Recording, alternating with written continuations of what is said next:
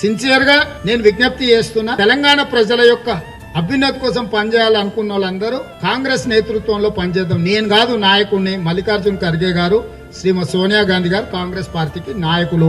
వారి నేతృత్వంలో మేమందరం పనిచేస్తున్న వివిధ హోదాలల్లా ఇది రేవంత్ రెడ్డి నాయకత్వం అని చర్చనే లేదు. శ్రీమతి సోనియా గాంధీ గారు, శ్రీ మల్లికార్జున్ ఖర్గే గారి నాయకత్వంలో మేమందరం పనిచేస్తున్నాం. మాకందరికి వివిధ హోదాలు ఇవ్వడం జరిగింది. కాబట్టి వివేక్ వెంకట స్వామి, విశ్వేశ్వర్ రెడ్డి, రాజేందర్ రెడ్డి, రాజగోపాల్ రెడ్డి, పొంగులేటి శ్రీనివాస్ రెడ్డి, జూపల్లి కృష్ణారావు, ఇంకెవరైనా మిత్రులు, తెలంగాణ ఈటల రాజేందర్ గారు, వీళ్ళందరినీ తెలంగాణ కేసీఆర్ వ్యతిరేక పునరేకీకరణలో భాగంగా కాంగ్రెస్ తోని కలిసి రమ్మని చెప్పి నేను సాదరంగా ఆహ్వానం పలుకుతున్నా.